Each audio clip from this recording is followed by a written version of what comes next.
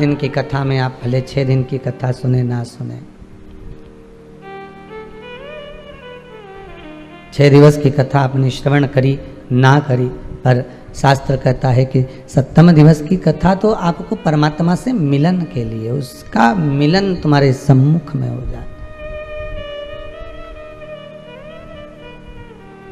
एक मोबाइल बेकार हो जाता है तो उसका फंक्शन दबा दबा कर देखते हो, घबरा जाते हो, क्या हो गया इसमें, बार बार बंद हो रहा है, बार बार चालू हो रहा है, चल ही नहीं रहा ये तो। मैं देखो कितनी देर से इसको सही कर रही हूँ, कितना प्रयास करा, आखिरी में जब नहीं सुधरा तब उसको घर वालों को भी दिखाया, तब नहीं सुधरा तब उसको दुकान पर ले गए। दुकान वाले ने कहा इसको कंपनी में भेजना पड़ेगा, कंपनी से सुधर कर आएगा, 5 दिन 7 दिन लगेंगे, कंपनी से सुधर कर आएगा तो 7 दिन तो लगेगा। बस यही मोबाइल का ही जीवन हमारा है, ये कभी कभी बंद हो जाता है, बिगड़ जाता है, सुधरता ही नहीं है। इसको बहुत प्रयास कर रहा, बहुत प्रयास करा, सीए के लिए एग्जाम बार बार दिए, नौकरी के लिए अप्लाई बार बार करा, धंधे व्यापार बार बार करे, बार बार अपन उसको सही करने का प्रयास कर रहे हैं पर सुधर ही नहीं रहा, बार बार बीमार हो रहा है पर सुधर ही नहीं रहा, बार बार कितना इस मोबाइल को सुधारने का प्रयास करा पर सुधरा नहीं है।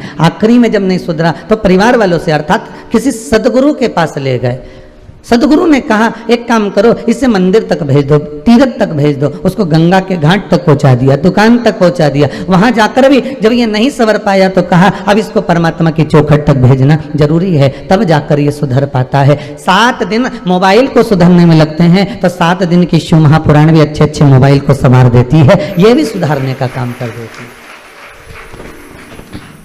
ये भी संवार देती है।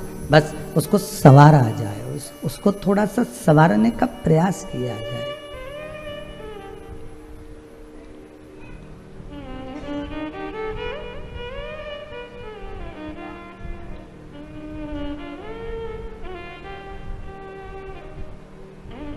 उसको संवारने का प्रयास करिएगा, पीछे आवाज नहीं जा रही है, उसको संवारने का प्रयास करिए और जितना आप उसको संवारने का प्रयास करोगे उतना परमात्मा आपके करीब में आता चले जाए, परमात्मा आपके नजदीक आता चले जाएगा। दुख, कष्ट, दुख, तकलीफ भगवान क्यों देता है? भगवान किस लिए प्रदान करता है? भगवान आखिर दुख क्यों देता है? भगवान आखिर कष्ट क्यों देता है? भगवान आखिर तकलीफ क्यों देता है? किस लिए प्रदान करता है? बहुत अच्छा चलते चलते बहुत खूब वैभव, संपदा, धन, दौलत, सत्ता सब कुछ भगवान ने दिया, सारा सुख परमात्मा ने दिया, फिर आखिर बीच बीच में ये बुरा वक्त भगवान क्यों डाल देता है? फिर बीच बीच में भगवान ऐसी कष्ट की घड़ी क्यों दे देता है? ऐसी तकलीफ क्यों दे देता है?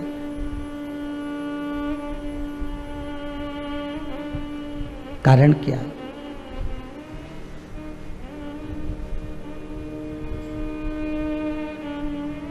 कभी विचार करिएगा,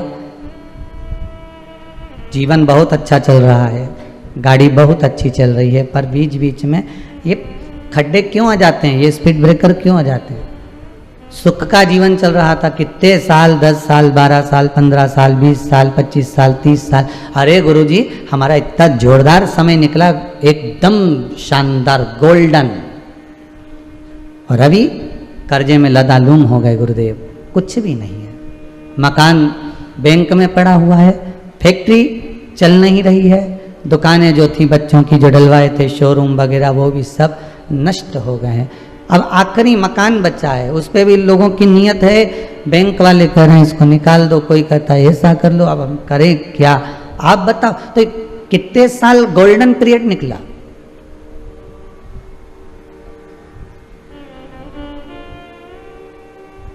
दस साल, 15 साल, 20 साल, 25 साल, 30 साल, कितने साल निकला? और बीच में ये बुरा वक्त, बीच में ये समय,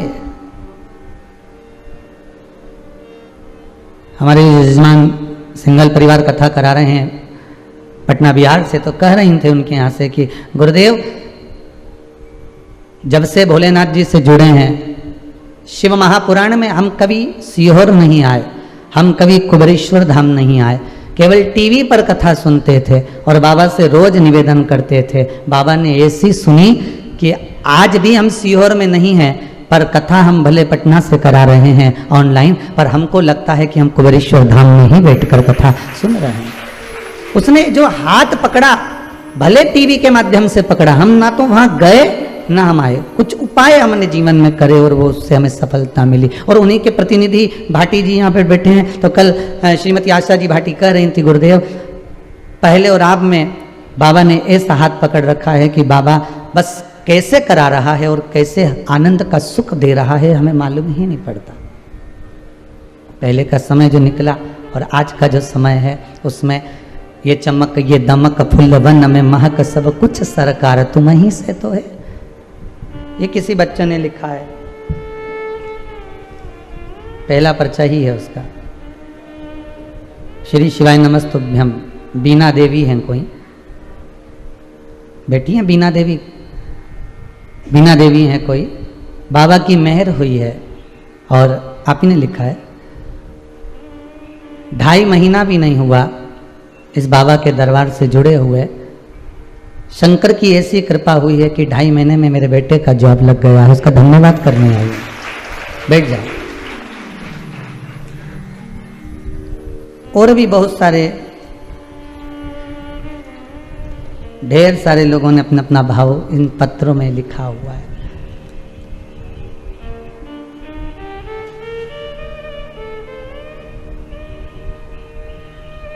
भले आप आस्था पर कथा सुन रहे हो, पर आस्था तो जुड़ी हुई है ना आपकी भगवान से। आप भले अपनी चित्तवृत्ति को परमात्मा तक लेकर बैठे हो, पर बैठे तो हो ना। बुरा वक्त भगवान क्यों देता है? उसको क्या पड़ी जो तुम्हारे लिए बुरा सोचेगा? पर बुरा वक्त देने का उसका सुखपूर्ण जीवन में बुरा वक्त, बुरा समय, थोड़ा सा दुख की घड़ी भगवान इसलिए देता है कि अपनों में छुपे हुए गैरों को और गैरों में छुपे हुए अपनों का परिचय भगवान करा देता है। भगवान कराता है। बुरा वक्त देकर भगवान ये दिखाता है कि अपनों में कितने गैर छुपे हुए हैं, अपनों में कितने दुश्मन छुपे हुए हैं, अपनों में कितने बैरी छुपे हुए हैं।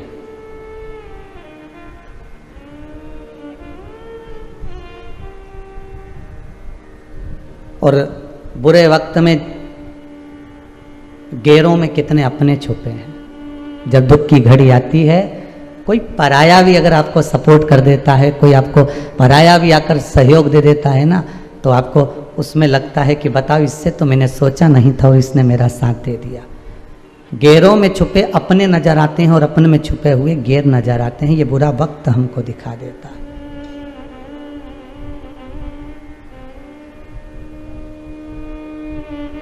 ये बुरा वक्त दिखाता है।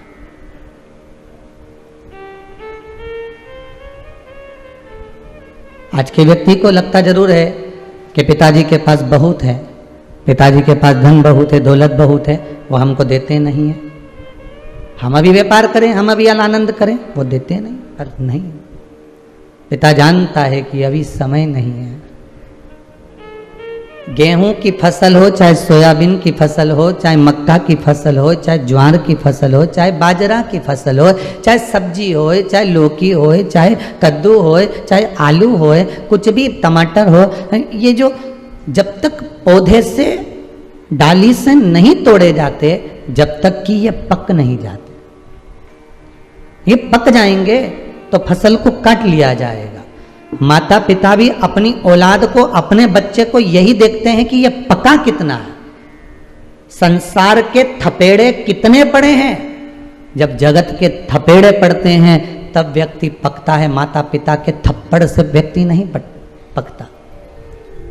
माता पिता ने अगर उठकर गाली दे दी, अपशब्द कर दिया, एक रक्कर दे दिया, इससे बच्चा नहीं पकेगा। बच्चे को पड़ेंगे जब जगत के थपेड़े, तब पका नजर आएगा कि पका कि नहीं पका।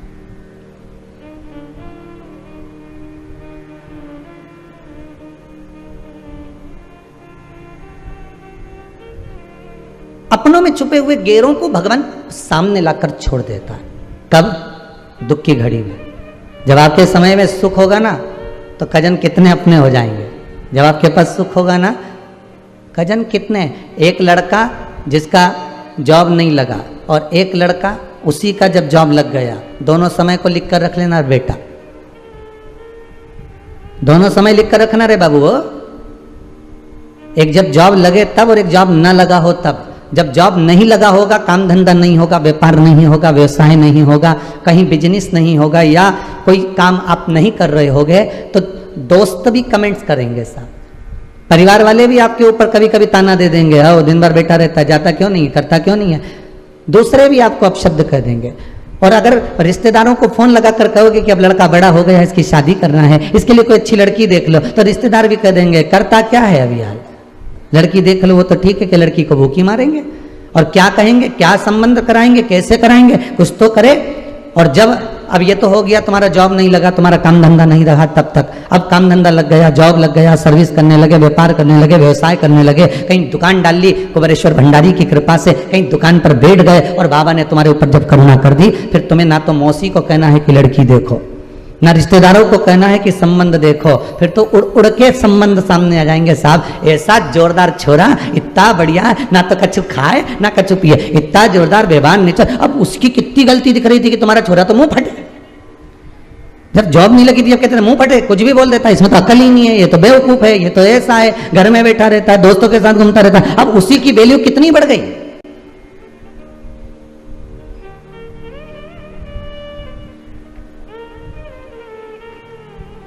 हम तो इस कुबेरेश्वर धाम से बाबा से विनती करेंगे, इस आस्था चैनल के माध्यम से जितने लोग कथा सुन रहे हैं, फेसबुक यूट्यूब पर कथा सुन रहे हैं, जिस भाव से आप कथा सुन रहे हो, मेरा कुबेर भंडारी आपके चेहरे पर वो स्माइल दे, वो प्रसन्नता दे कि आपके रिश्तेदार आपके लिए कुछ भी कहें पर जनमानस एक बात तो कहे कि लड़का है तो यही है, छोरी है तो यही है, व्यवहार है तो यही है, और उसके लिए उसका सम्मान, उसका मान, उसकी प्रतिष्ठा। मेरा युवान बहन भाइयों से निवेदन है कि आप शंकर की आराधना तो कर कर देखो।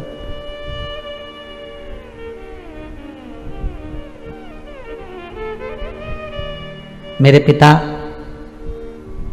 बैकुंठवासी चने का ठेला लगाते थे, आप सबको मालूम होगा।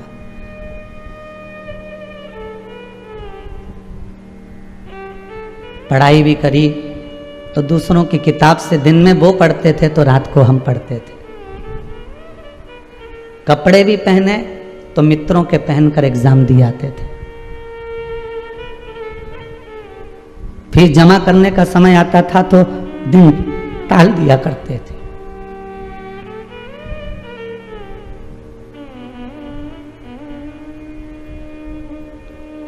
एक टीचर के यहाँ ट्यूशन पढ़ी और पढ़ने के बाद उसने कह दिया था कि हम आपसे फीस नहीं लेंगे, पर जिस दिन 2-3 महीने की ट्यूशन पूरी हो गई तो उन्होंने कह दिया फीस ला कर देना।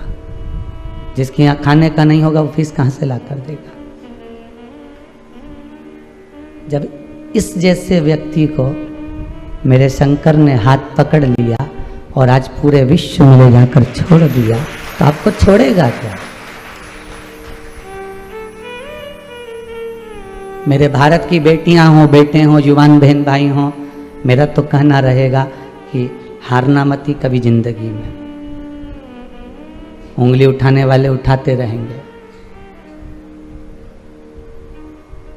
कहने वाले कहते रहेंगे, पर आपके दिल में, हृदय में शंकर को बिठा कर रखना।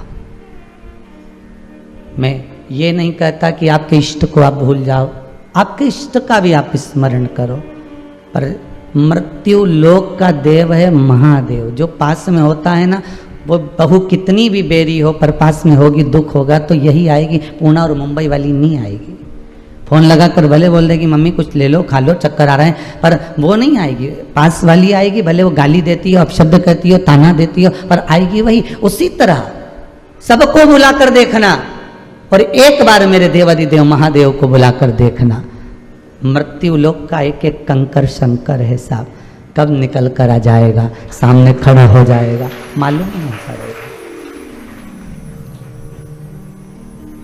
आपके दुख में, आपकी तकलीफ में, आपके कष्ट में, आपकी रोग में, आपकी बीमारी में, आपके हर पल कहीं कर्जा हो गया, कहीं व्यापार नहीं, कहीं कुछ नहीं, इस दुख को भगवान दिया है जान कर कर कि अब परख ले, तेरे अपनों में तेरे गैर छुपे हुए हैं, तेरे अपनों में कुछ ऐसे छुपे हुए हैं जो तुझे कब बर्बाद कर सकते हैं। और परख ले, ये समय है तेरा परखने का कि गैरों में भी कुछ अपने छुपे हुए हैं। कुछ ऐसे भी होते हैं कि दूर से गैर जिसको तुम पहचानते तक नहीं हो, और वो तुरंत आकर कह देते हैं क्यों चिंता करता है भाई, क्यों चिंता करती हो जीजी, क्या करना, टेंशन मत लो। वो गैर भी अपने हो जाते हैं। वो समय यही दुख का है। सुख तो आएगा। इस व्यासपीठ से ये भादों के महीने में आज बलराम जी की छठ है, दाऊ जी महाराज का जन्म दिवस है, शेषनाग का अवतार आज पृथ्वी पर भगवान दाऊ जी महाराज के रूप में हुआ था। ये मेरा विश्वास कहता है, ये शिव महापुराण की कथा कहती है। आपने अगर शंकर की कथा दिल से सुनी है ना, हृदय से सुनी है ना, तो विश्वास रखकर कहता हूं कि भगवान सुख तो तुमको देगा, दुख तुम्हारा कटेगा, ये पक्का है। पर अभी अगर दुख की घड़ी भी चल रही है, अगर दुख का समय चल रहा है, तकलीफ चल रही है, बहुत समस्याएं चल रही है, घबराना मती। उन समस्याओं में आप डोलना मती, शंकर को छोड़ना मती। चाहे दुनिया का कितना ही व्यक्ति कह दे तो भी कह देना मैं शंकर की निंदा नहीं सुन सकता, मैं शंकर के लिए एक शब्द नहीं सुन सकता, एक शब्द नहीं सुन सकता।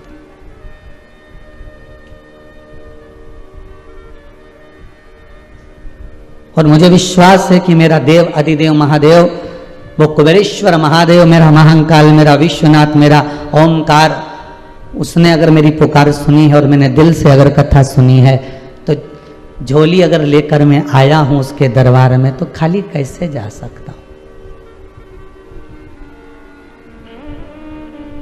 कैसे खाली जाऊं।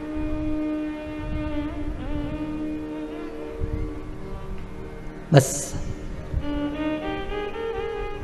लगन तुमसे लगा बैठे जो होगा देखा जाएगा, तुम्हें अपना बना बैठे जो होगा देखा जाएगा। शरीर से प्रेम मत करो, ये बहुत सुंदर दिखता है, ये बहुत अच्छा है, इस शरीर का प्रेम नहीं होना।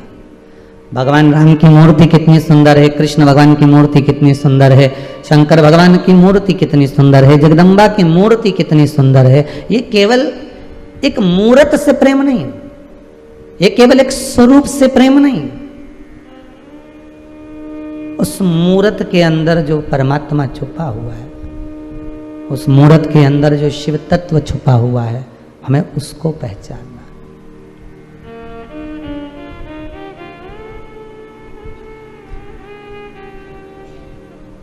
हमें उस शंकर को पहचानना। दुख मिले कितना ही मिले, हारना नहीं है। अभी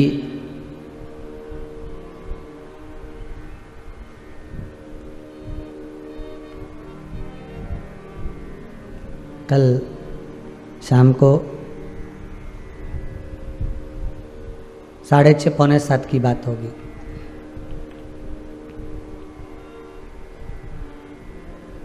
एक माता जी ने फोन कर कर कहा कि गुरुदेव को धन्यवाद दीजिएगा, मैंने मेरे बेटे को कहा था तू ओलंपिक में जा रहा है, मैंने सुना है कथा में कि तू एकांत का जो शिव मंदिर हो एकदम अकेला, जहाँ शंकर कहीं एकांत में हो, उस शंकर की तू आराधना कर ले एक बार। और वो बच्चा, वो बेटा शिव की आराधना में कुछ दिन लगा, मेहनत भी करा और शंकर की आराधना।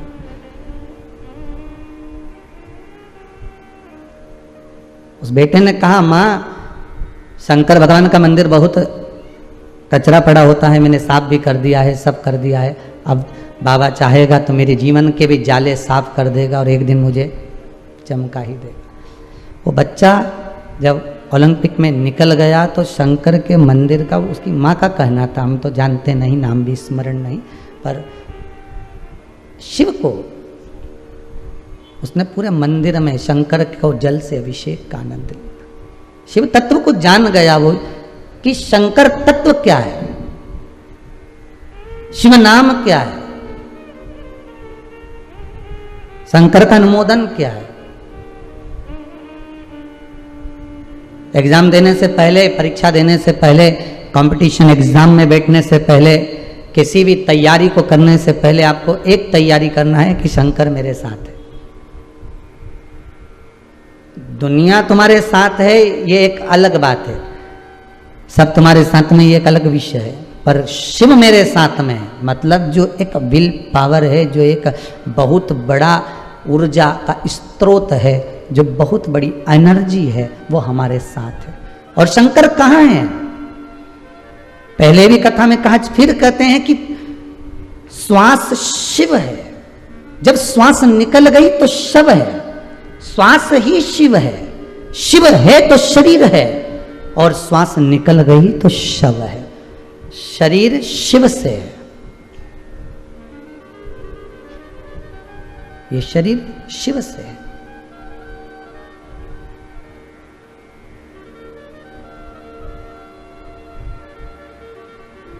बस दिल से पुकार लो उसको, क्यों ना आएगा वो, क्यों ना पहुंचेगा वो। और जब राधा जी बरसाने में रहती थी, भगवान कृष्ण गोवर्धन पर्वत पे रहते थे। कौन कौन गया है गोवर्धन और बरसाना? गए हो सब? रखो, जितने लोग आस्था पर कथा सुन रहे, आप भी गोवर्धन बरसाना गए होंगे। गोवर्धन पर्वत से बरसाना, गिरिराज दादा के दरबार से, गोवर्धन नाथ जी से बरसाने की जो टेकरी है, लगभग 35 किलोमीटर, 30 किलोमीटर, 25-30 के करीब में तो होगी इतना किलोमीटर, ठीक है। अब जरा विचार करिएगा, राधा जी टेकरी पर बैठकर याद करती थी बरसाने के उस शिखर से कि मुझे कृष्ण की याद आ रही है, और भगवान कृष्ण दौड़ कर आ जाते थे, राधा के सामने पहुंच जाते थे। भगवान कृष्ण याद करते थे गोवर्धन पर्वत पे, बंसी का नाद करते थे और राधा आ जाती थी। जरा विचार करिएगा, ये बंसी की धुन तो अपनी जगह पर है, पर हृदय की जो धुन होती है ना, ये परमात्मा को भी हिलाकर रख देती है कि भगवान पुकार रहा है, हृदय की धुन से पुकारिए।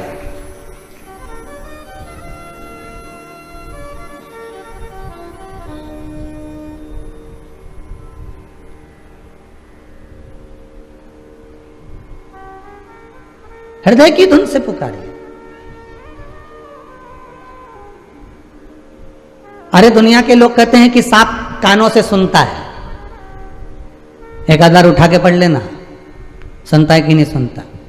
तो कि जब उसके कान ही नहीं होते तो फिर सुनता कहां से? तो वो महाराज वो बीन बजाए और सांप यूं यूं नाचे।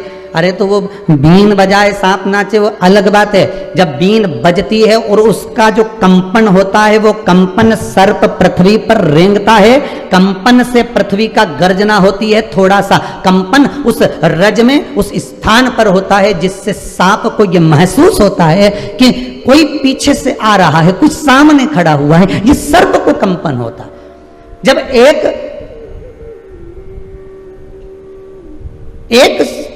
केवल बीन बजा देने से सांप में कंपन हो जाता है, तो तुम्हारे मंत्र उच्चारण से, तुम्हारे नाम उच्चारण से तुम भगवान को पुकारोगे, नाम लोगे, स्मरण करोगे, जल चढ़ाओगे, बेलपत्र चढ़ाओगे, धतूरा चढ़ाओगे, शंकर को काली तिल, काली मिर्च आदि आदि वस्तुएं आप समर्पित करोगे, तो क्या उसके भीतर कंपन उत्पन्न नहीं होगा?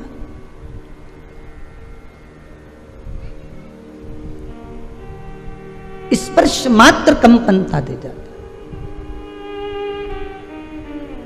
हम युवान बेटा बेटी कहते हैं गुरुजी हम मंदिर बार बार जाएं, ये तो अच्छी बात लगती है, हम मंदिर नहीं जा सकते। तो कौन कह रहे तुम मंदिर जाओ? हमने तो पहले भी कथा में, इस कथा में व्रत शिव महापुराण में कहा था कि भगवान को जितना मंदिर प्रिय नहीं है, भगवान को उतना अपने भक्तों का दिल प्रिय है, क्योंकि वो मंदिर में दुनिया की चलती है और आपके दिल में मेरे भोलेनाथ की चलती है। भगवान को आपका हृदय प्रिय है, भगवान को आपका दिल प्रिय है, भगवान को आपकी चित्तवृत्ति प्रिय है। क्यों? क्योंकि मंदिर में ट्रस्टियों की चलेगी, मंदिर में समिति वालों की चलेगी, मंदिर में दुनिया वालों की चलेगी, मंदिर में आए हुए मेहमानों की चलेगी, मंदिर में भक्तों की चलेगी, पर आपके दिल में जो भोलेनाथ बैठा है, आपके दिल में, आपके हृदय में जो शंभू बैठा हुआ है, आपकी चित्तवृत्ति में जो परमात्मा बैठा हुआ है, उसमें किसी की नहीं चलती, उसमें तो मेरे देव अधिदेव महादेव की चलती है। बस वही चलाता है और उसी की चलती है।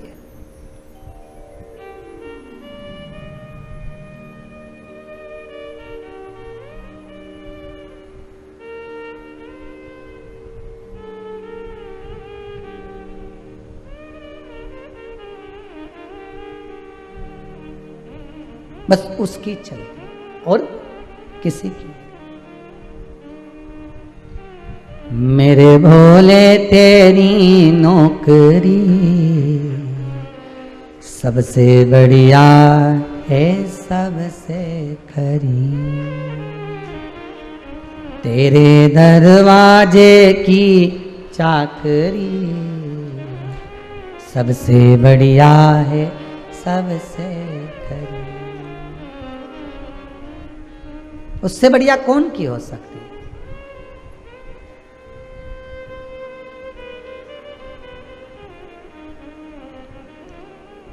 जोधपुर के राजा के यहाँ पर एक सैनिक काम करता था। उस सैनिक काम करता था तो आगरा का राजा जोधपुर मिलने के लिए राजा के यहाँ गया, तो जोधपुर के राजा ने उठकर आगरा के राजा के सामने हाथ जोड़कर सिर नवाया। तो जो सैनिक काम कर रहा था, जो चौकीदार काम कर रहा था, जो द्वारपाल काम कर रहा था, वो जोधपुर के राजा के पास आकर बोला, आज से मैं तुम्हारी नौकरी नहीं करूँगा। तो उस आगरा के राजा ने पूछा कि तुम्हारी नौकरी केवल क्यों छोड़ रहा है, अभी तक तो अच्छा खड़ा था। जोधपुर के राजा ने कहा, जब ये नौकरी पर आया था, सर्विस पर आया था, तो इसने कहा था, मुझसे पूछा था कि आप कितने बड़े राजा हो, तो मैंने कहा था मैं तो बहुत बड़ा राजा हूँ। आप किसी के आगे सिर तो नहीं झुकाते हो? कहा नहीं झुकाते, लोग मेरे आगे झुकाते हैं। इसने कहा था अगर आप किसी के आगे सिर झुका दोगे तो मैं नौकरी छोड़ दूंगा। इसलिए जोधपुर का राजा कराए तो इसने मेरी नौकरी छोड़ दी। आगरा का राजा बोला चिंता मत करो, तुम मेरे यहाँ नौकरी करो, तुम तो किसी के यहाँ सिर नहीं झुकाओगे, किसी के यहाँ नहीं, सबसे बड़ा राजा मैं हूँ। उसके यहाँ नौकरी कर ली। उसके यहाँ नौकरी करी तो वो एक बार वृंदावन बिहारी जी के दर्शन करने चले गया। आगरा का राजा वहाँ गया तो बिहारी जी के मंदिर का दरवाजा बंद था, तो बिहारी जी के सामने उसने सिर झुका दिया। जैसे ही सिर झुकाया तो इसने कह दिया अब तुम्हारी नौकरी भी छोड़ी। तुमने सिर क्यों झुकाया? अरे आगरा का राजा बोला ये वो दरबार है जिसके सामने दुनिया सिर झुकाती है, तो फिर हम तुम्हारी नौकरी काहे को करें, हम तो इसी की नहीं करें। अब वो उसकी नौकरी में लग गया। अब मंदिर में नौकरी कौन देता है, कौन तनख्वाह देगा, कौन क्या देगा? तुम तो पत्ता लाए, भोजन करो, 2 रोटी पाओ और पड़े रहो, और तुम्हें जो करना करते रहो, राम भजो, कृष्ण भजो, शिव भजो। अब मंदिर में लगा दिया बिहारी जी के बाहर दरवाजे पर चौकीदार बनकर बैठ गया, किसी को नहीं आने दे, किसी को नहीं जाने दे। अब जितने कीर्तन करने वाले ढोलक पीट पीट के निकले, अब ये तो ढोलक को पीटे, ये इनके पीट दे। तो पूछें भजन गाने वाले तुम हमको क्यों पीट रहे हो? कि हमारा महाराज अंदर सो रहा है और तुम रात्रि को ढोलक बजा रहे हो, चलो यहाँ से बाहर जाओ। उनको भगा दिया। नौकरी करते करते करते करते करते करते सालों निकल गए, लोगों को मालूम ही नहीं पड़ा कि ये यहाँ पर नौकरी कर रहा है, इसको कुछ मिलता नहीं, बस भोजन मिल जाता है, कोई लाकर दे देता है मंदिर में, कोई प्रदान कर देता है इसको लाकर। एक दिन ये बीमार पड़ गया। बीमार पड़ गया तो इसको पूरे वृंदावन के जो पंडा थे वो उन्होंने औषधि दी। तो इसने कहा हम तुम्हारे हाथ की औषधि नहीं लेंगे, हम पहले भी बीमार पड़ते थे तो राजा रानी आके हमको दवाई देते थे, जब जब हम बीमार पड़े तो राजा रानी ने आके हमको दवाई दी, राजा रानी आएंगे दवाई देंगे तभी हम लेंगे, जाओ सूचना दे दो। अभी पंडाओं ने सोचा यहाँ कौन सा राजा है और कौन सी रानी है, इस मूर्ख को कौन समझाए, कौन समझाए इनको। इतना बीमार पड़ गया कि बेहोश बार बार होने लगा, गिरने लगा मूर्छा खाकर। आज बिहारी जी ने राधा जी को बुलाया, राधा मैं राजा बन जाता हूँ, तू रानी बन जा, दोनों चलते हैं। दवाई दे रहे हैं, अपने माथे मर जाएगा। अंदर तो एक बार भी नहीं आया देखने के लिए कि यहाँ राजा है कि रानी है। चल, मेरा बांके बिहारी राजा बन गए, राधा रानी रानी बन गई। दोनों ने जाकर दरवाजा बजाया, अरे दरवाजा खोलो, हम आए हैं राजा रानी। दरवाजा खुला, अंदर गए। राजा रानी ने अपने हाथों से औषधि दी, ठीक हो गया, आराम लग गया। राजा रानी भी चले गए। अब एक दिन भजन वालों की टीम जा रही थी, मंडली, उनकी और इसका विवाद हो गया। इसने कहा अंदर राजा रानी है, तुम गाना बजाना बंद करो। ये बोले अंदर राजा रानी नहीं, हमारे बिहारी जी हैं। कि नहीं राजा रानी है, नहीं बिहारी जी हैं, नहीं राजा रानी। दोनों में झगड़ा हो गया। संत कहते हैं अब भी दरवाजा खुलने वाला है, हमारे साथ अंदर चलना, हम दिखा देते। और दरवाजा खुला, दोनों अंदर गए। दोनों अंदर पहुंचे। भक्तों के लिए तो भगवान है ही, पर जिसने दृढ़ता मान ली हो, जिसने विश्वास पूर्ण कर लिया हो, पट खुलते ही जैसे ही अंदर गए, टेरा हटा और आवाज लगाई, महाराज महारानी जल्दी बाहर आओ। बिहारी जी और राधा रानी दोनों राजा और रानी के रूप में सामने दर्शन दे दिए, स्वयं सामने।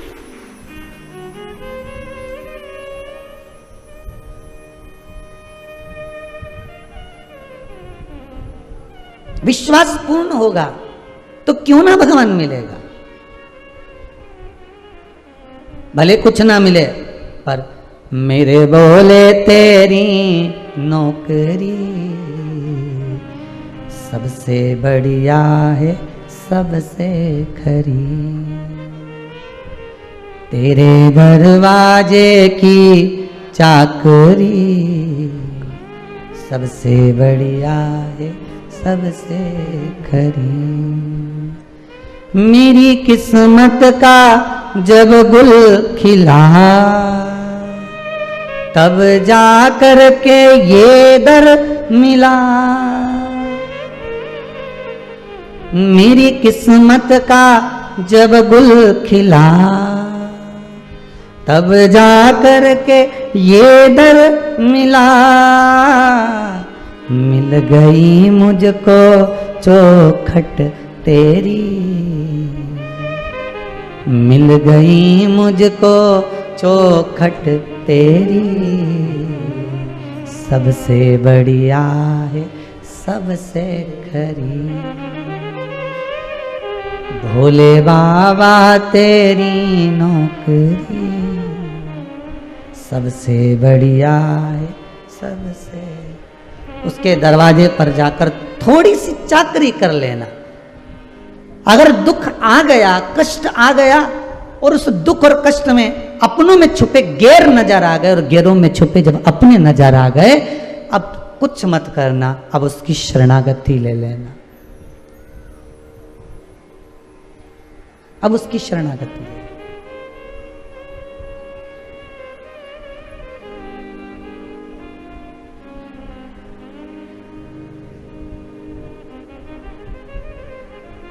और उसकी शरणागति लेकर उसके चरणों में बैठकर दिल से आप कहते रहे। जैसे हाथ में जल का जब पात्र लेकर आप शिव मंदिर में जाते हो, व्रत करने वाली माता हैं, व्रत वाले दिन जब पूजन करने के लिए, चाहे हर छठ की पूजन करे, हरताली का पूजन करे, चतुर्थी का पूजन करे, आंवला नौमी का पूजन करे, कार्तिक का पूजन करे, श्रावण का पूजन करे, माताएं जब व्रत करती है तो जैसे पूजन की थाली लेकर जाती है, जल चढ़ाने वाला व्यक्ति मंदिर जाते समय जल का पात्र लेकर जाता है, उसी तरह जल का पात्र और पूजन की थाली जैसे तुम्हारे हाथ में है, वैसे ही विश्वास लेकर तुम शंकर के पास जाना।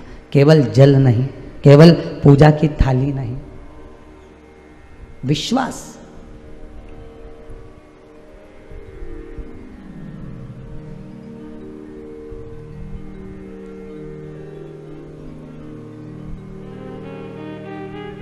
पकड़ लो हाथ त्रिपुरारी, नहीं तो डूब जाएंगे। हमारा कुछ ना बिगड़ेगा, तुम्हारी शान जाएगी। बंदी है पाप की गठरी, इतना पाप मस्तक पर चढ़ा हुआ है, ये गठरी बड़ी भारी है। उतारो तुम ही त्रिपुरारी, दुनिया हंसी उड़ाएगी। पकड़ लो हाथ त्रिपुरारी, नहीं तो डूब। दुनिया के लोग हमसे नहीं कहने वाले हो। आपको पहले भी कहा, फिर कह देते हैं, कोई उपाय करना तो आप करना। शंकर जी की पूजन बताई तो आपके लिए बताई, कोई अनुष्ठान बताया तो आपके लिए बताया। और ये सीहोर वाले महाराज पर विश्वास मत करना, क्योंकि हमारे यहाँ ना तो बेल मिले, ना बभूति मिले, ना नारियल मिले, ना कुछ प्रसाद मिले। यहाँ तो केवल विश्वास मिलता है कि शंकर की कथा में जाओगे तो विश्वास पैदा हो जाएगा, और वो विश्वास शिव से मिला देगा। आप हम पर विश्वास मत करना, आप हम पर विश्वास मत करो, मनुष्य पर कभी विश्वास मत करो।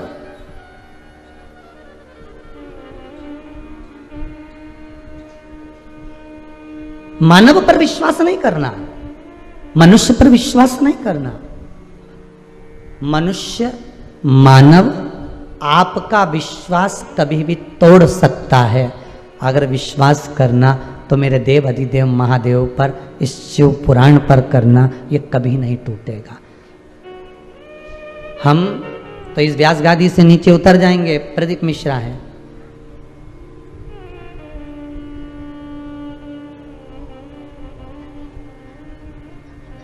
हमें तो ये भी अच्छा नहीं लगता कि आश्रम पर, जहाँ पर गौशाला पर, कुबेरेश्वर धाम में कोई आते हैं और कहे गुरुजी के साथ फोटो खिंचवाना, तो हमसे खिंचवा कक्का करोगे, फोटो उसके साथ खिंचाइए।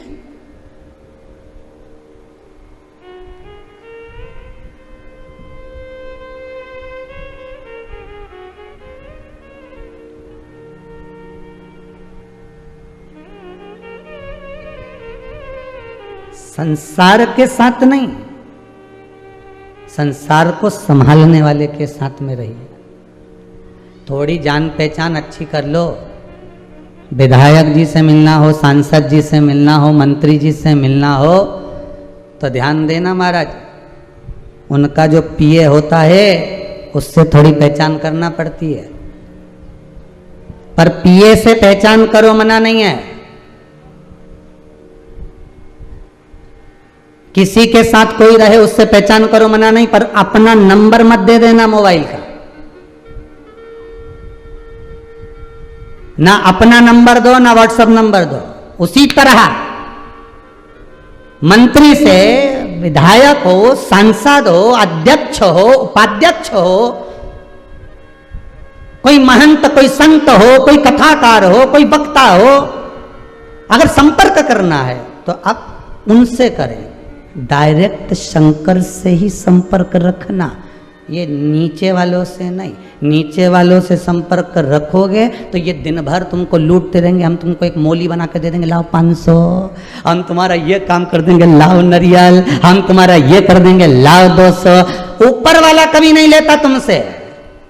किसी पुराण में, किसी शास्त्र में कहीं लिखा हो कि भगवान ने लिखकर भेजा हो कि तुम मुझे 500 रुपए का पेड़ा चढ़ाना, तब जाकर मैं तुम्हारी मनोकामना पूर्ण करूंगा। शिव महापुराण में किसी जगह पर नहीं लिखा। ये तो नीचे वाले 500 ले आओ। ये तुमने जो नंबर बांटा है ना, ये तुमने जो नंबर दिया है ना पीए को, ये जो नीचे वाले को जो नंबर दे देते हो ना असिस्टेंट को, ये नंबर देना गलत है। ये व्हाट्सएप नंबर देना गलत, ये नंबर देना गलत, इनको फेसबुक, इनको यूट्यूब पर जोड़ना गलत। डायरेक्ट जुड़िए। शिव महापुराण की कथा बस एक काम कर रही है। आज जो पूरा विश्व शंकर का हो गया, वो एक काम करा है शिव पुराण ने, इसने डायरेक्ट जोड़ दिया। बीच में कोई रहा ही नहीं है कि 500 यहां देना। दुनिया के लोगों का दुख तो यही हो रहा है कि हमारा 500 क्यों जा रहा। ये डायरेक्ट जोड़ रही है, डायरेक्ट। बीच में कोई नहीं है। कोई नहीं, क्योंकि अंतिम क्षण जब व्यक्ति का होता है, अंतिम क्षण में कोई बीच में होता है नहीं। तुम्हारा काका जी आके बोल दे यमराज से इसके मत ले जाओ छोरा के, मुझे उठा ले जा, बीच वाला बोल दे। जब शादी संबंध हो, ईमानदारी की बात बोलना, आपने भी बहुत शादी संबंध कराए होंगे, शादी संबंध होता है तो उसमें बीच वाला होता है, बोलो होता है कि नहीं होता? मामा काका फूफा नाना नानी जो भी होगा, बीच में कोई होगा जिसने लड़का बताया होगा, जिसने लड़की बताई होगी। शादी संबंध अच्छा निभ जाए तो कोई बात नहीं, ने बीच वाले ने अच्छा करा, और जरा सा शादी संबंध गड़बड़ हो गया तो सबसे पहले पल्ला झाड़ता है तो बीच वाला ही झाड़ता है। हमने कहा था कि तुमको, हम लेकर गए थे कि तुमको, वो तो तुम्हारे छोरे की शादी नहीं हो रही थी, हमने बता दिया, हमारे माथे मत आना कि ऐसी छोरी निकल गई, ऐसा छोरा निकल गया, हमारे मत। सबसे पहले पल्ला झाड़ेगा तो बीच वाला झाड़ेगा। उसी तरह जिसको तुमने नंबर दिया, जिसको तुमने व्हाट्सएप नंबर दिया, जिसको तुमने मोबाइल नंबर दिया, और पीए को देकर रहेगा, बस वही पल्ला पहले झाड़ेगा। हमने थोड़ी ना किया था, हमने तो बस डोरा बना के दे दिया था, अब हमें क्या मालूम। तो उन्हें तो डोरा दिया, उन्हें तो नरियल दिया, ऐसा कजन कितना नरियल तो तुम्हारे घर में चारों तरफ टंग गया, चारों तरफ। जब दरवाजे से अंदर प्रवेश करो तो इतनी सारी सारी पुड़िया ही मिलती रहे, कहीं इधर लोन की, कहीं इधर से, कहीं इधर की। जब दिवाली पे लिपाई पुताई हो तो ढेर सारा तो माल इकट्ठा। ने फोन लगा के पूछे, सीवर वाला महाराज से पूछो, ये हमारे, हम वहाँ गए थे तो वहाँ से मिला था, हम वहाँ से गए थे, वहाँ से मिला था, इतना सारा इकट्ठा कर लिया, इनका विसर्जन कब करें? तो हमने कब, जब तुम्हारा होगा, जब इसके साथ कर देना। इतना गंडा डोरा बांध के रखा, ढेर लाल कपड़ा में यहाँ बांध दिया, मट पोटली बांध दी। जब जब बीच के चक्कर में रहोगे तब तब तकलीफ।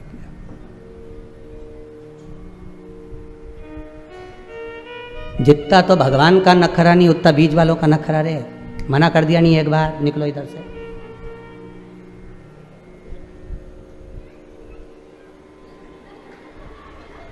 अरे बोलो तो, बोल देना चाहिए, दिल की बात तो बोल देना चाहिए। शंकर की कथा चल रही है, अलमस्त होकर सुनो। शिव महापुराण है, शंकर की कथा है, ये दिल की कथा है। बीच वाला, चलो उधर चलो, साहब हमें मंत्री जी से मिला, अभी टाइम नहीं है, बोला था ना इतनी बजे मिलेंगे, चलो साहब हमें ऐसा। और अंदर से मंत्री जी डायरेक्ट निकल के, तो क्यों रोका इसको, क्यों बोला ऐसा, चलो कोई बात नहीं, हो जाएगा काम। जे बस शंकर से डायरेक्ट संबंध बनाइए। सियोर वाला महाराज भी बीच में नहीं आना चाहिए। यहाँ तो केवल शिव पुराण है, शिव पुराण की सीढ़ी बना लो। सीढ़ी मतलब शंकर की कथा जो तुम्हारे श्रवण में गई है, वो सीढ़ी का काम कर रही है, रस्सी का काम कर रही है, और तुम्हें शंकर तक लेकर चली गई है। वो सीढ़ी कथा को बना लो कि मैंने कथा में सुना था, मैंने कथा में स्मरण किया था कि ये कर दूंगी तो शिव मेरा कार्य कर देगा, शंकर मेरा हो जाएगा। बस वही सीढ़ी हमें बनाना है, विश्वास की सीढ़ी।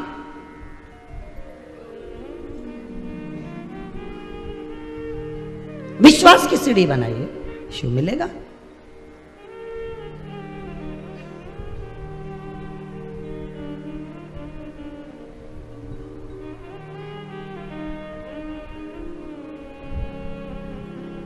और विश्वास की सीढ़ी जब लग गई तो शिव तत्व मिला, शिव तत्व मिला। कार्तिक महीने में आंवला नवमी आती है,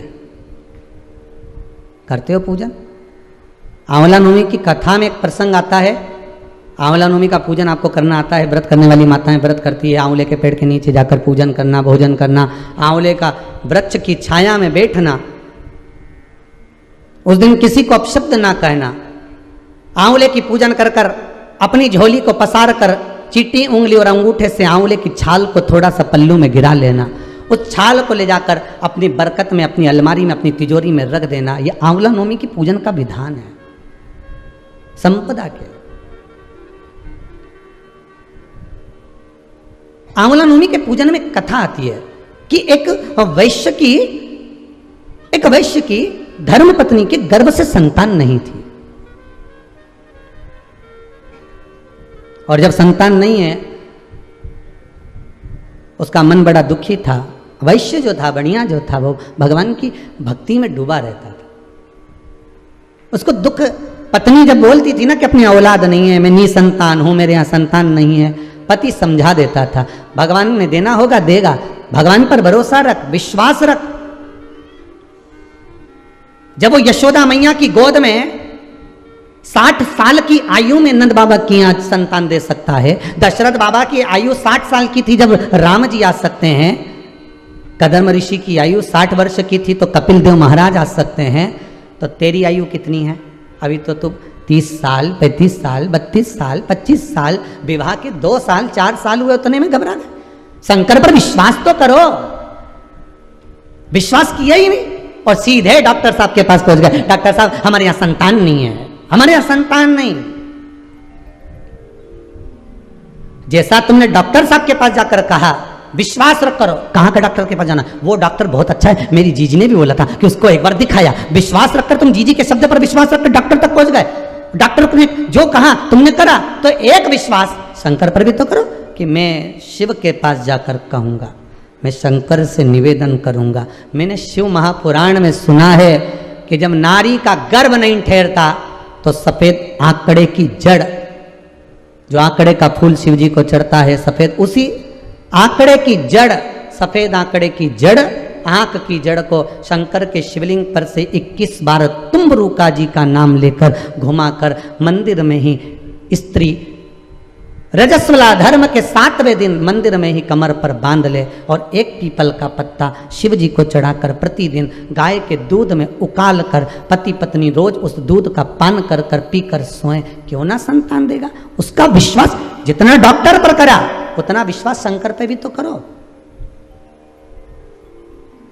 शिव पर भी तो करो।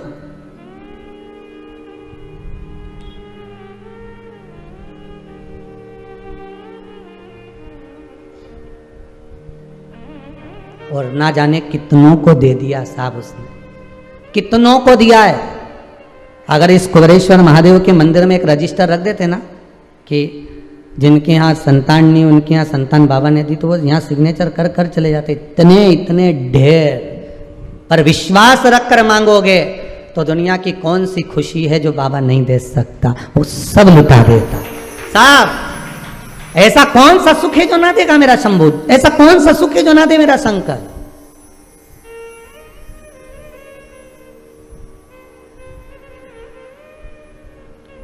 सब दिया। बस बाबा कहते हैं मुझे हृदय देना, दिल देना, और वो देकर तू मुझे जो मांगेगा मैं तुझे दे दूंगा, जो मांगेगा।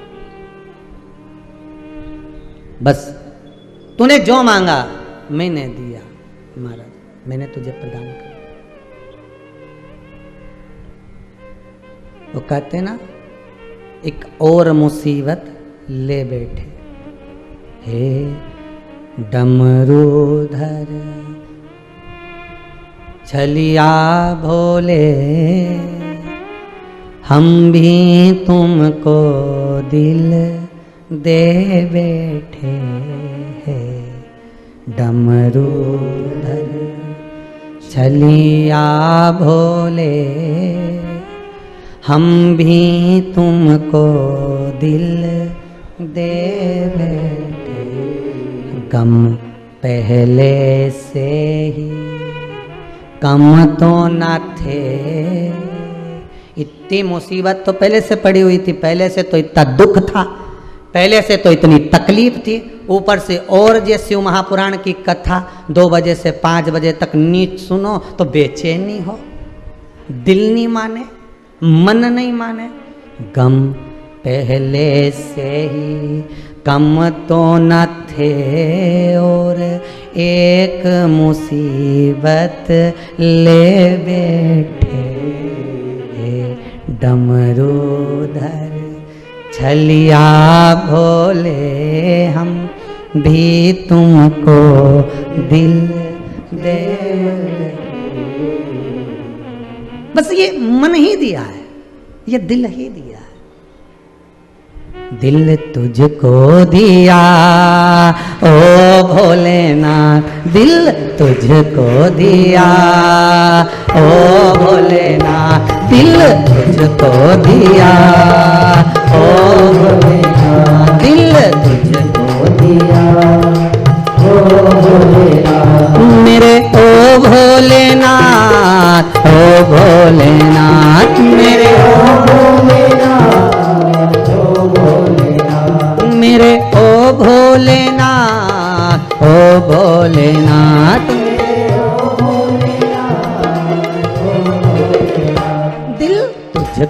दिया ओ भोलेनाथ, दिल तुझको दिया ओ भोलेनाथ, ये क्या कर दिया ओ भोलेनाथ, ये क्या कर दिया ओ भोलेनाथ। अहो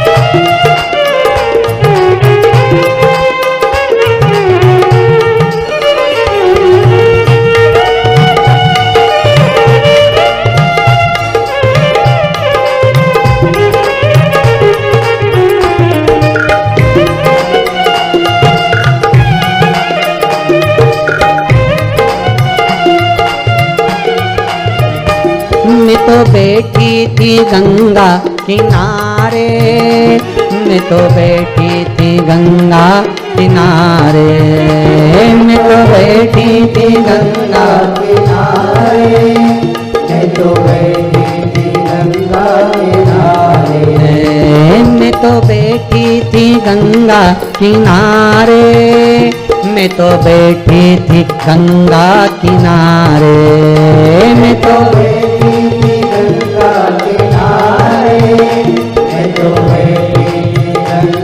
किनारे, आके दर्शन दिया ओ भोलेनाथ, आके दर्शन दिया ओ भोलेनाथ, दिल तुझको दिया ओ भोलेनाथ, दिल तुझको दिया ओ भोलेनाथ, ये क्या कर दिया ओ भोलेनाथ, ये क्या कर दिया ओ भोलेनाथ, मेरे ओ भोलेनाथ, ओ भोलेनाथ, मेरे ओ भोलेनाथ ओ भोलेनाथ, मेरे ओ भोलेनाथ, ओ भोलेनाथ, मेरे ओ भोलेनाथ ओ भोलेनाथ, दिल तुझको दिया ओ भोलेनाथ, दिल तुझको दिया ओ भोलेनाथ, हो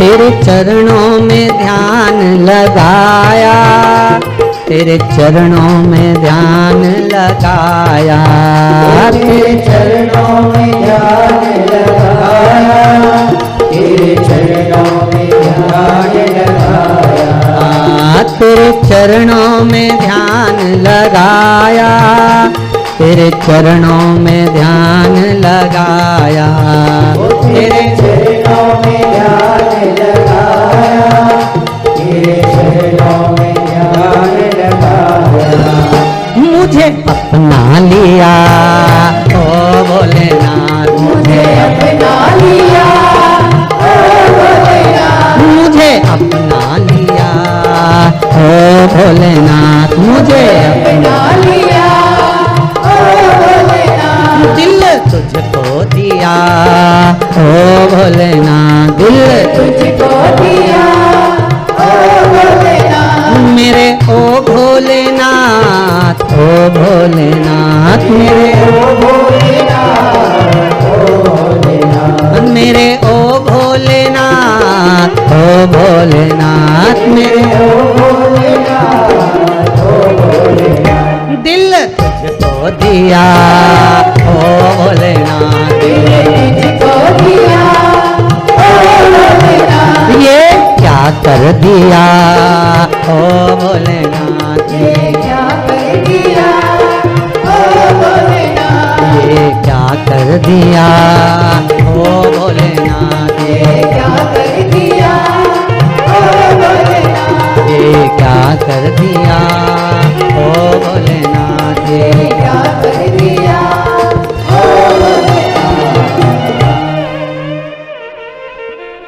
हृदय दे दो उसको, दिल परमात्मा को दो।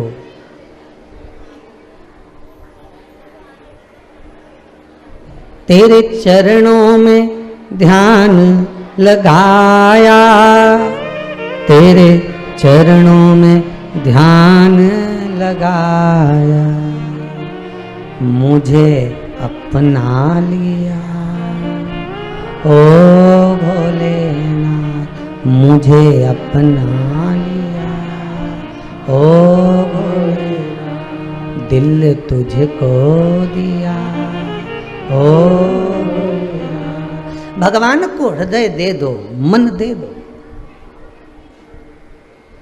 जैसे पानी का पात्र लेकर जाते हो, पूजा की थाली लेकर जाते हो, ऐसे विश्वास लेकर भगवान के पास जाओ। और बनिया वैश्य जिसकी धर्म पत्नी को संतान नहीं है, वो भगवान की भक्ति में डूबा हुआ है, भगवान के भजन में डूबा हुआ है, हृदय चित्त में डूबा हुआ है, और वो अपनी पत्नी को समझा रहा है। पत्नी से कह रहा है, नहीं दिया ना भगवान ने संतान, कोई बात नहीं, काहे को टेंशन लेना, काहे को चिंता करना, क्यों कहना है कि झोली मेरी तंग है, तेरे यहाँ कमी नहीं। बाबा हो सकता है कि मेरे कर्म की झोली थोड़ी सी तंग हो, मेरे कर्म की झोली हो सकता है थोड़ी तंग हो, पर तेरे यहाँ कोई कमी नहीं है, मैं जानता हूं। लाखों के दुखड़े जो हर गया भोले बाबा, तो मेरे दुखड़ों को देख कर क्यों डर गया भोले बाबा।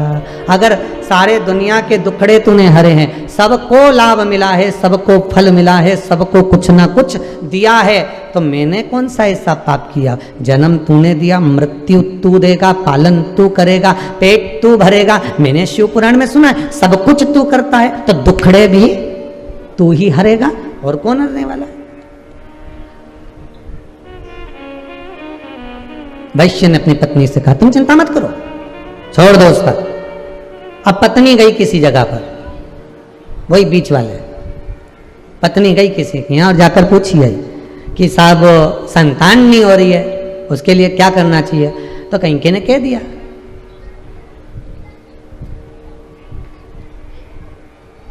अगर तुम किसी एक बच्चे की बलि दोगी तो फिर तुम्हारे घर में संतान होगी। अब पत्नी ने पति को कहा, मैंने पूछा है, अभी ऐसा चल रहा है, जब दुख की घड़ी आती है ना, तकलीफ आती है मनुष्य को, तो वो 10 जगह जाकर पूछते हैं, अभी तकलीफ बहुत सारी है, तो 10 जगह जाएंगे, साहब पत्रिका देखो, साहब ये देखो, साहब कौन सा नक, कौन सी बीठी, कौन सा काम, क्या करें, तो 10 जगह पूछोगे, 10 जगह पर जाओगे। पत्नी भी गई वैश्य की, 10 जगह पर जाकर पूछा, 2-4 जगह कह दिया कि बलि चढ़ाओ, बच्चे की बलि दो, तब तुम्हारा गोद भरेगी, तब तुम्हारे संतान होगी। उसने पति से कहा, पति ने कहा, ऐसा कोई होता है कि दूसरे की बलि दो ने अपने संतान, और दूसरे के बच्चे को मारकर अपने यहाँ बच्चे लेने से मतलब क्या हो। छोड़ दे, तू समाप्त कर ये बात। भगवान देगा तो दे देगा, नहीं देगा तो नहीं देगा। भगवान को जो देना होगा देगा। कुछ कारण होगा, कोई तो कारण हो सकता है कि एक झोली में फूल भरे हैं, एक झोली में कांटे, और तेरे बस में कुछ भी नहीं, वो बांटने वाला बांटे। कोई कारण हो सकता है? किसी कारण से व्यक्ति को नींद नहीं आती, रिटर्न बढ़ेगा, किसी कारण से व्यक्ति को नींद नहीं आती, किसी कारण से व्यक्ति जाग जाता है कि धन का बिस्तर मिल जाए पर नींद को तरसे नींद।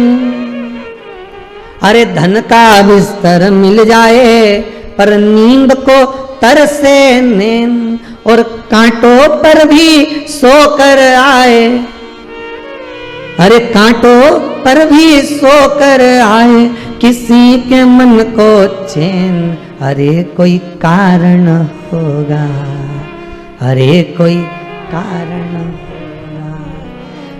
नाग भी डस ले तो मिल जाए किसी को जीवन दान। एक्सीडेंट इतना बड़ा हुआ, बच गया, ऊपर से गिरा बच गया, पानी में डूबा बच गया, कोरोना महामारी हो गई 90% शरीर बेकार तो भी बच गया। सांप भी डस ले तो मिल जाए किसी को जीवन दान, और एक चींटी के कांटे से थोड़ी सी देर का बुखार आया, निमोनिया बिगड़ी गया, निपटी गया। बताओ, कोरोना में बच गया, निमोनिया से निपटी गया। कहीं नहीं हुआ था साहब, बुखार आया था मात, कहीं नहीं हुआ, रात के केवल मक्का की रोटी खाई थी, वही कहीं नहीं, बस बस जरा सा कुछ हुआ है, जरा सा। अंदर मुंह में बहुत तेज घाव हो गया। कैसे हो गया? मैंने कहीं नहीं खाया, कुछ नहीं खाऊं, मैं तो आड़ी तेड़ी तो कहीं खाऊं नहीं, ये तुम्हारी सुपारी ने ये सब सामान तो मैं खाऊं नहीं, फिर ना जाने मुंह में घाव कैसे हो गया, समझ में नहीं आ रहा। कुछ तो खाया होगा, ऐसे कैसे हो गया? तब मालूम पड़ा 15 दिन पहले चना खा रही थी, और चना जो था यहां भर गई, और जल्दी जल्दी सहेली से फोन पे बात करने के चक्कर में गाल को दमोच गई दांत से। अब वो दांत से दमोचा, वो बार बार वो कटा हुआ मुंह के अंदर आए, फिर कटा हुआ मुंह के अंदर आए, फिर कटा हुआ मुंह के अंदर आए, घाव होता चले गए। अब डॉक्टर के पास गई, सर बता दो क्या परेशानी? कहीं नहीं, ऐसे तो कोई प्रॉब्लम नहीं, पर चना अब मत खाना, अभी जो खाया अब मत खाना। नहीं खाऊंगी, आज के बाद हाथ नहीं लगाऊंगी, उसकी जगह मूंगफली का दाना सेक के खा जाऊंगी। तो मतलब तो एक ही दिया। अब सांप भी डस ले तो भाई मिल जाता है किसी को जीवन दान। एक चींटी काट खाए तो व्यक्ति मर जाता है, तो मर गया।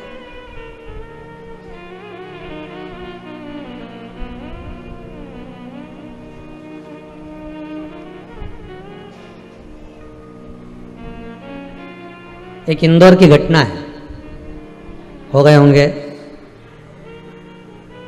20 साल पहले, 15-20 साल पहले की,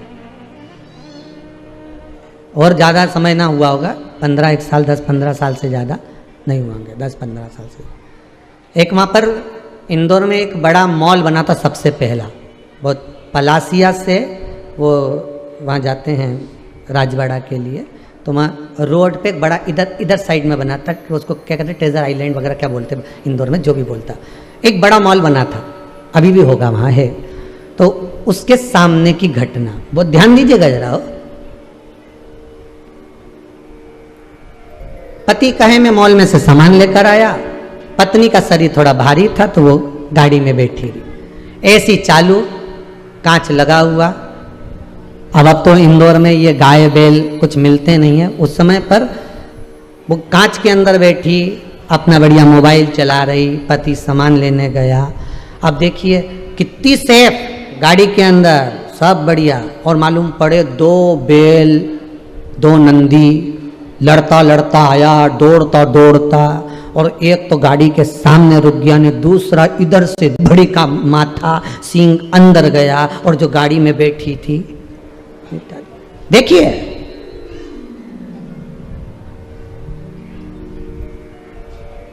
मृत्यु का कोई ठिकाना नहीं। समय, घड़ी, पल, क्षण सब निश्चित है। आपके अच्छे समय का भी कोई आएगा समय, घड़ी, पल भगवान लिखा है। दुख टालने का भी समय भगवान लिख कर रखा है।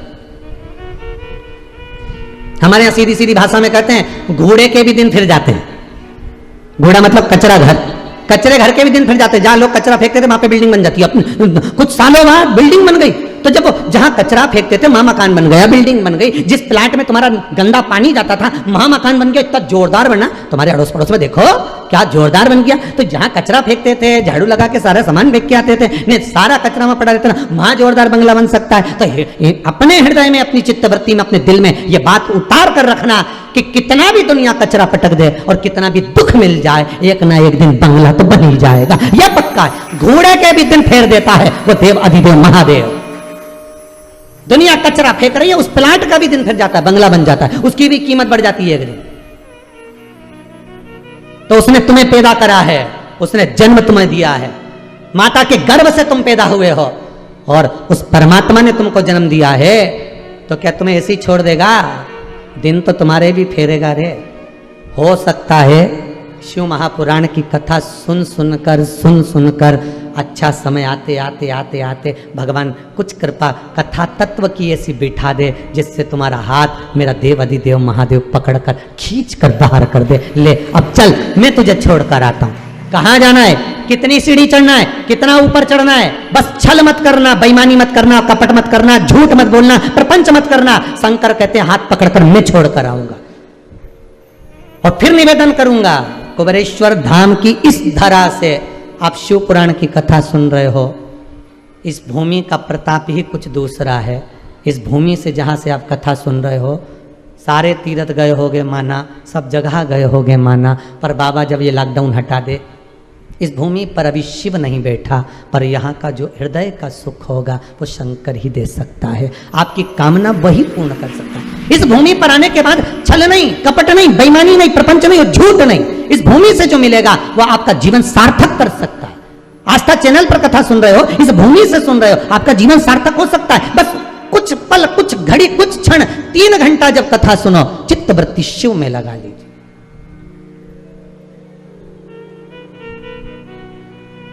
लगना चाहिए आपको कि शंकर आपके सामने खड़ा हुआ है, त्रिशूल लेकर, डमरू लेकर। कभी कभी आपको महसूस होना चाहिए आज पार्वती और शंकर कहीं घूमने जा रहे हैं, ऐसा लग रहा है। आज मैं जब यहाँ पहुंची, जब मेरा चित्तवृत्ति यहाँ लगा, ऐसा लगा कि शंकर यहाँ बसता है। भले शंकर नहीं बैठा, उसका कंकर शंकर है।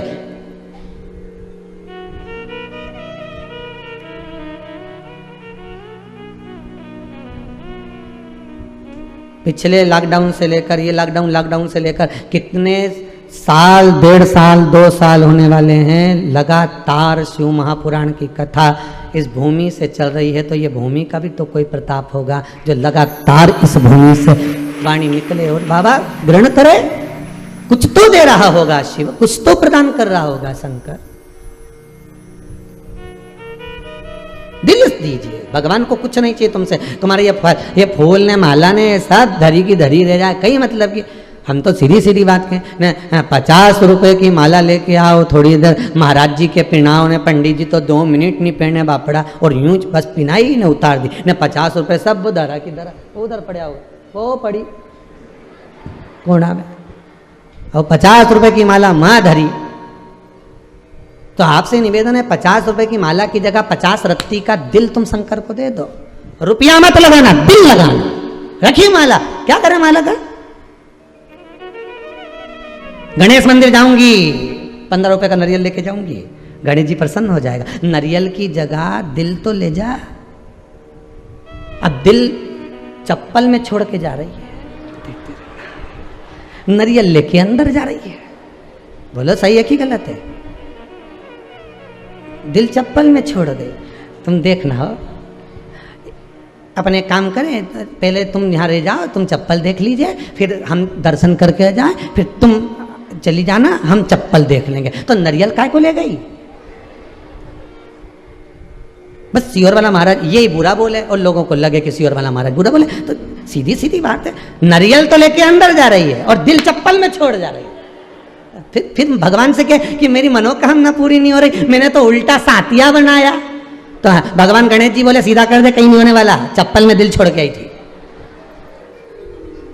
उल्टा साथिया बनाने की भी जरूरत नहीं थी तेरे को, तो तू अगर दिल यहां लेके आती तो नारियल नहीं भी लाती चल जाता, पर दिल तो लाती।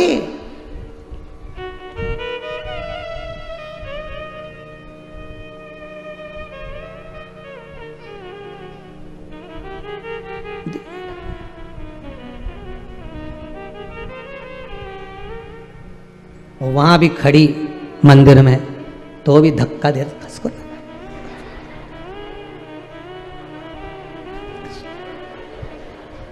इधर हो जा, इधर देखिए।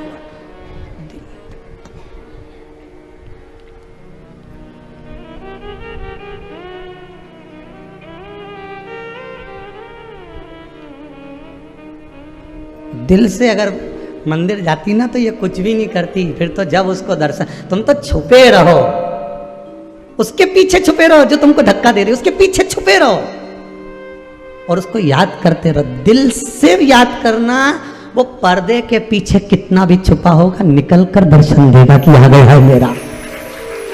वो एक भजन की लाइन कि पर्दे के पीछे, क्या है वो, पर्दे में बैठे बैठे यूं न मुस्कुराइए,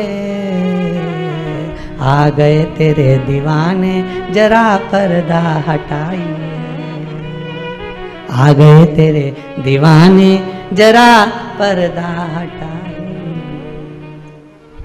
पर्दा नहीं कबूल हमें, ऐसे ही है कुछ, जाने दो। बस इतना समझ गए ना तुम। एक तो ये भजन वजन का चक्कर हमें पढ़े भी नहीं, सो तो आते भी नहीं बहुत सारे भजन। तो कई बार तो ये बच्चे लोग भी कहते हैं गुरुजी लिख लिख के देते हैं, इतना सारा दिया एक आध तो गाओ।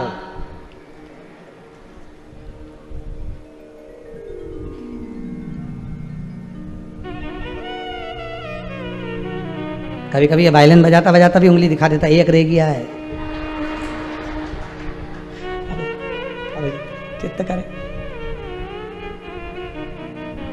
पर्दे में बैठे बैठे यूं न मुस्कुराइए, आ गए तेरे दीवाने जरा पर्दा हटाइए। हे शंभू, हे शंकर, आप तो जाओ भगवान के मंदिर में, दिल लेकर जाना। नारियल तो जाने दो साहब, नारियल अपनी जगह, दिल लेकर जाना अंदर। और जब दिल लेकर जाओगे कोई कितना भी धक्का मारकर तुमको पीछे कर देगा, कब 2 क्षण में वो खींच कर आगे ले आएगा। उसको तो नजरें मिलाना है, मेरे लिए आया है, ये मेरे लिए आया है। जब तुम उसके लिए जाओगे तो वो भी तो बेचैन होगा आपसे मिलने के लिए। वो एक गीत की लाइन है, वो कहे तुझसे मिलने के लिए तेरी कसम एक मुलाकात जरूर।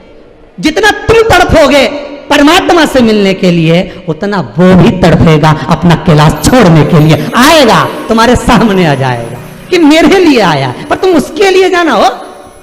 चप्पल देखना अब भी है, उसके लिए जाओ।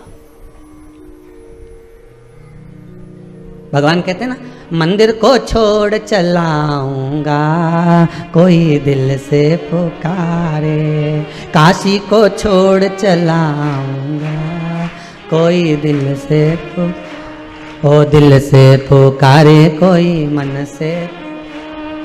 उज्जैनी को छोड़ चला कोई दिल से पुकारे, भैरू पुकारा तुम्हें, कमला पुकारी, सब पुकारी, मीरा पुकारी तुम्हें, करमा पुकारी, नामदेव पुकारे तुम्हें, तुकाराम पुकारे। भक्तों के लिए दौड़ा आऊंगा कोई दिल से। तुम पुकारो तो उसको मन से, दिल से, हृदय से। एक बार तुम बस ये मंदिर जाओ नहीं तो ये टेंशन छोड़ के जाओ, तुम्हारा दिल वहां मत लगा। आरती में खड़े हो और मन लगा के रखा है मात पिता,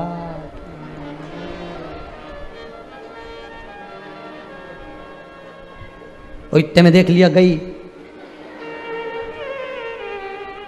तो आरती में कह रही शरण गऊ में किसकी, अब अपनी तो चली गई, अब किसकी ले जाओ। भगवान भी कह रहे हैं आरती में खड़ी है, माता जी की आरती उतर रही, ने भगवान की आरती उतर रही, अब यहां ध्यान करे कि वहां ध्यान करे।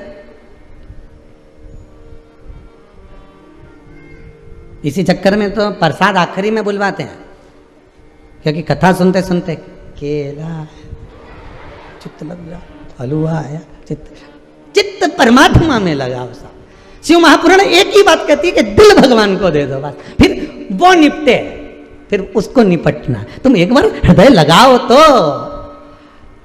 मोबाइल भी वही देगा और बैलेंस भी वही डलवाएगा। एक बार चित्त तो लगाओ उस परमात्मा से, सब कुछ कर देगा। धन दौलत संपदा सत्ता वैभव नाम सब वही देगा। लगा या नहीं? वैश्य की पत्नी आंवला नवमी की कथा, आंवला नवमी का व्रत कहता है। वैश्य की पत्नी ने माना नहीं पति का कहना, और आखिरी में उसके मन में बैठ गया कि मुझे संतान चाहिए। एक बच्चा कुएं में पानी खींचने गया था अपनी माता के कहने पर, ये पीछे से जाकर अपना नाम बोलकर धक्का दे दी कि इसको मैं बलि देती हूँ भगवान को, उसको, और मेरे घर संतान हो जाए। ये आ गई, आ तो गई, पर कुछ दिन बाद संतान तो नहीं हुई, पर पूरे शरीर पर कोढ़ हो गया, पूरा शरीर बेकार हो गया। जब शरीर टपकने लगा, गिरने लगा, पति से कहा मैं एक बात कहना चाहती हूं। बोलो क्या हो गया? जीवन में अगर दुख आए, तकलीफ आए, कष्ट आए, तो तुमने पूर्व में जो पाप कर्म करा है उसका प्रायश्चित करिए। भगवान के मंदिर में जाकर, शंकर के मंदिर में जाकर निवेदन करिए, प्रायश्चित।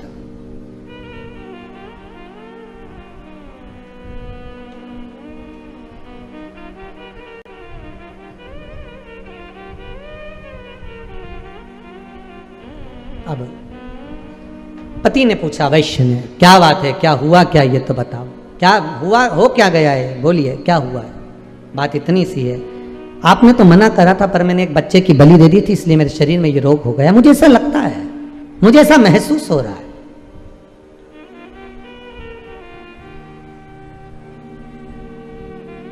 वैश्य ने कहा तूने मुझे पहले बताया नहीं, झूठ बोल रहे हो, छल कर रहे हो, प्रपंच कर रहे हो, कोई बात छुपा रहे हो। उसमें किसी की हानि नहीं, हानि अपनी है कि तुम अपनी जिंदगी में अपने पांव पर कुल्हाड़ी मार रहे हो, किसी दूसरे का कुछ नहीं होगा। पांव अपना काट रहे हो, कुल्हाड़ी अपने ऊपर मार रहे हो, जिंदगी पर मार रहे हो, बर्बादी के कदम तुम बढ़ा रहे हो, बिगड़ेगा कुछ नहीं।